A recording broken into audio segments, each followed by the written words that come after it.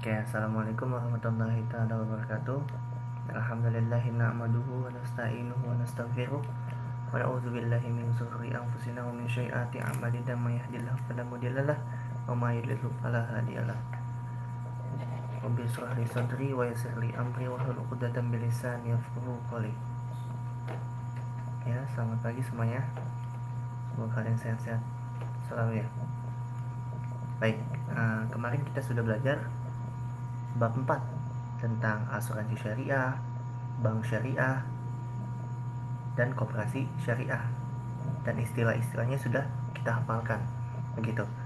Nah, saat ini kita akan memasuki bab kelima, yakni masa kejayaan Islam. Oke, lanjut. Nah, sebelum kita memasuki inti dari yang akan kita pelajari nanti, kita harus mengetahui kompetensi dasar dan tujuan pembelajaran. Kompetensi dasarnya yakni pertama, mengakui bahwa nilai Islam dapat mendorong kemajuan kejayaan Islam yang dinantikan kembali. Kedua, bersikap rukun dan kompetitif dalam kebaikan sebagai implementasi dari nilai-nilai kejayaan Islam yang dinantikan kembali. Ketiga, menelaah kejayaan Islam yang dinantikan kembali. Keempat, menyajikan kaitan antara perkembangan peradaban Islam pada masa kejayaan dengan prinsip-prinsip yang mempengaruhinya. Dan adapun tujuan pembelajaran yang akan kita capai, yakni pertama, mendeskripsikan perkembangan peradaban Islam pada abad pertengahan. Kedua, menjelaskan faktor-faktor yang mempengaruhi kejayaan umat Islam pada abad pertengahan. Tiga, menjelaskan faktor-faktor yang mempengaruhi kemunduran umat Islam pada abad pertengahan. Empat, menjelaskan hikmah dari perkembangan Islam pada abad pertengahan. Dan yang terakhir, menampilkan sikap semangat menumbuh kembangkan ilmu pengetahuan dan kerja keras sebagai implementasi dari kejayaan umat Islam pada abad pertengahan. Oke, lanjut. Nah, menurut Buya Hamka, periodisasi Islam itu terbagi menjadi tiga: periode klasik, pertengahan, dan modern. Periode klasik ini adalah masa-masa kemasan Islam gitu, yakni pada uh, zaman Bani Umayyah dan Bani Abbasiyah. Gitu. Selanjutnya, oke, menelaah perkembangan peradaban Islam pada masa kejayaan. Pertama, perkembangan zaman kejayaan terjadi sekitar 750 sampai 1258, dan ini terjadi pada masa Bani Umayyah dan Bani Abbasiyah gitu. Jadi Islam sedang dalam masa puncak masa keemasannya itu pada zaman Bani Umayyah dan Bani Abbasiyah sekitar 750 sampai 1258 Masehi. Poin kedua, umat Islam menguasai dunia dalam berbagai bidang politik, ekonomi, sosial. Nah, pada masa itu kerajaan Islam Bani Umayyah dan Bani Abbasiyah sudah menyebarluaskan gitu, sudah apa ya, menginvasi dan memperluas wilayah gitu. Jadi negara adidaya. Nah, ketika sudah menjadi negara adidaya, lalu umat Islam itu menguasai berbagai bidang-bidang politik, ekonomi, sosial, dan lain-lain. Karena pada zaman itu Islam tadi lagi gencar-gencar gitu menuntut ilmu, mencari ilmu gitu. Oke, poin ketiga, yakni masa perkembangan Islam tidak terlepas dari masa Daulah Abbasiyah. Nah, ini yang dimaksud dengan poin ketiga ini. Bedanya dengan Umayyah dan Abbasiyah, walaupun Umayyah juga itu cikal bakalnya keemasan Islam juga, tapi yang benar-benar dalam masa puncak itu di Daulah Abbasiyah. Kenapa? Karena di Daulah Abbasiyah ini uh, khalifahnya itu Harun al-Rasyid itu sangat cinta dengan ilmu gitu. Jadi ulama-ulama yang cinta, yang tertarik dengan ilmu difasilitasi, diberikan apapun gitu untuk menuntut ilmu, untuk didanai lah kayak begitu.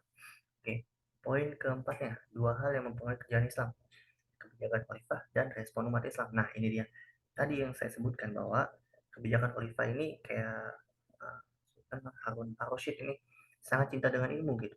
Jadi apapun yang berkaitan dengan ilmu akan ia support. Dan respon umat Islam pada saat itu juga bagus. Pada saat itu umat Islam lagi ingin membuktikan gitu, kebenaran Al-Quran dan hadis melalui ilmu gitu. Oke, faktor yang mempengaruhi kemajuan Islam. Pertama ada faktor internal dan faktor eksternal. Internal dulu. Satu, konsisten dan istiqomah umat Islam kepada ajaran Islam. Dua, ajaran Islam yang mendorong umatnya untuk maju. Tiga, Islam sebagai rahmat seluruh alam. Dan keempat, Islam sebagai agama dakwah sekaligus keseimbangan antara duniawi dan ukhrawi. Faktor eksternalnya, terjadi asimilasi antara bangsa Arab dan bangsa lain yang lebih dahulu mengalami perkembangan ilmu pengetahuan. Nah, ini maksudnya ini jadi itu pada saat itu umat Islam, ulama-ulama umat Islam dulu nggak hanya menuntut ilmu dari bangsa Arab saja, bangsa Yunani, di luar bangsa Arab pun mereka tetap mencari ilmu seperti itu. Dan kedua, ya kan terjemahan pada masa periode klasik, usaha penerjemahan kitab-kitab asing dilakukan dengan giat sekali. Nah, jadi pada kala itu ulama-ulama dulu itu menerjemahkan buku-buku asing gitu untuk diterjemahkan dan dialihbahasakan ke bahasa Arab untuk sebagai literasi umat Islam gitu, untuk memperoleh ilmu yang lebih di luar bangsa Arab gitu. Oke, selanjutnya gerakan ilmiah atau etos keilmuan dari para ulama yang ada pada periode klasik. Pertama, melaksanakan ajaran Al-Quran secara maksimal. Nah, itu benar. Dan yang kedua, melaksanakan isi hadis. Yang ketiga, mengembangkan ilmu pengetahuan agama dan berijtihad. Keempat, ulama yang berdiri sendiri serta menolak untuk menjadi pegawai pemerintah. Nah, pada saat itu ulama-ulama dulu itu para cari ilmu itu kan sedang gencar-gencar mencari ilmu untuk membuktikan kebenaran Al-Quran dan hadis gitu. Karena pada saat itu nggak jauh dengan masa-masa Rasul. Jadi dari Rasul itu ke Khalifah Rasyidin, lalu ke Bani Umayyah dan Abbasiyah. Jadi rentang jaraknya itu nggak terlalu jauh, jadi masih dekat sama zaman Rasul. Nah, pada saat itu juga ulama dulu itu masih uh, cinta dengan ilmu, lagi gencar-gencarnya, lagi giat-giatnya gitu. Karena masih dekat dengan zaman Rasul mungkin ya, ilmu agama untuk membuktikan kebenaran ilmu agama melalui ilmu logika dan lain-lain gitu.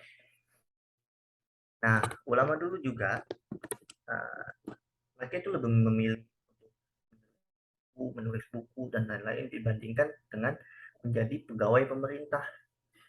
Nah, ini juga salah satu faktor yang mendorong gerakan ilmiah gitu, etos keilmuan dari para ulama zaman dulu. Gitu.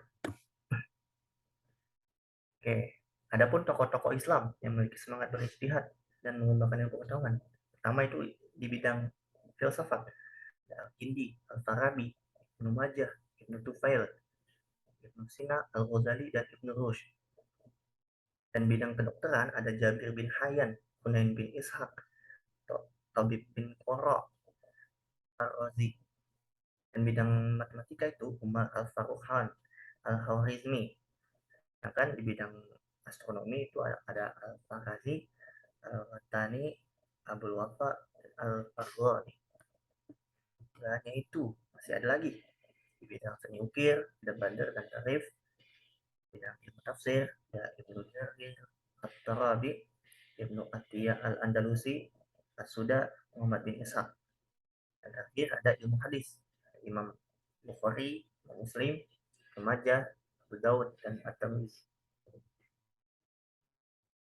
Oke, kita masuk ke tokoh yang pertama, tokoh yang menyumbangkan karya-karya peradaban umat Islam untuk dunia.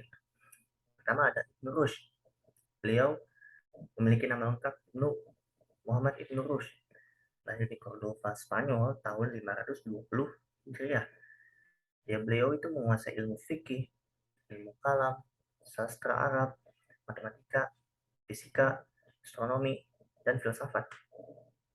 Dan karya beliau yang sampai saat ini masih relevan dan digunakan oleh universitas-universitas di Eropa Barat maupun di Timur gitu, yakni Kuliah fi Atib. Jadi ini adalah kitab tentang kedokteran gitu, yang sampai saat ini masih digunakan di universitas-universitas. Oh, yang kedua ada Imam Al-Ghazali. Beliau memiliki nama lengkap Abu Hamid Al-Ghazali. Lahir di desa Uzalah, dekat Dus, Iran Utara pada tahun 450 Hijriah.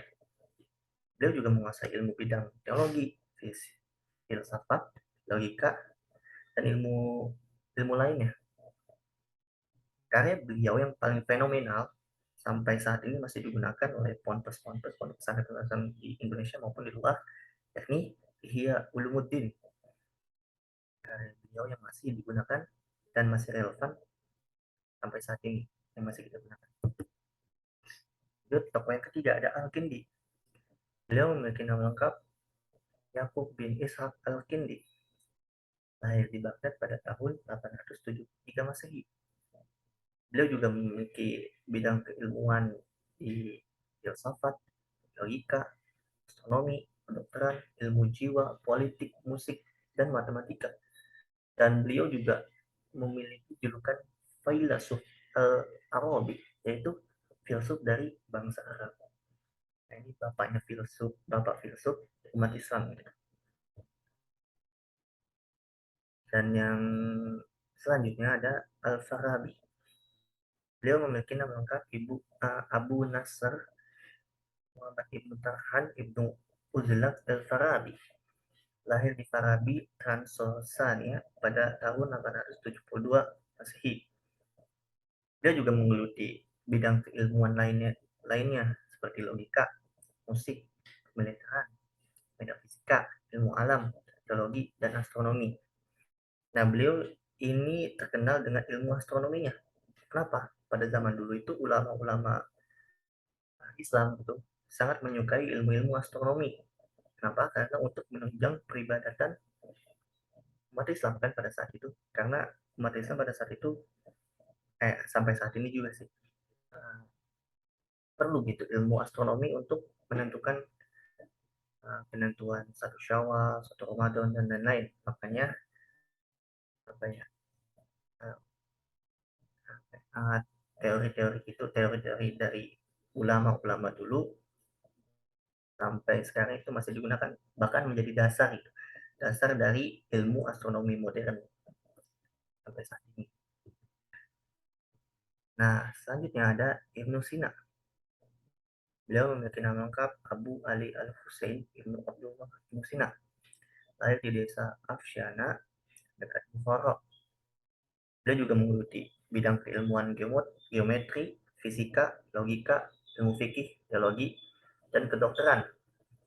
Dan kitab yang fenomenal yang beliau keluarkan, beliau karang, yaitu Al-Qanun fi At-Tib. Sampai saat ini juga masih relevan dan masih digunakan oleh ya, mungkin sekian. Terima kasih. Kalau ada yang mau ditanyakan, silakan. Assalamualaikum warahmatullahi wabarakatuh.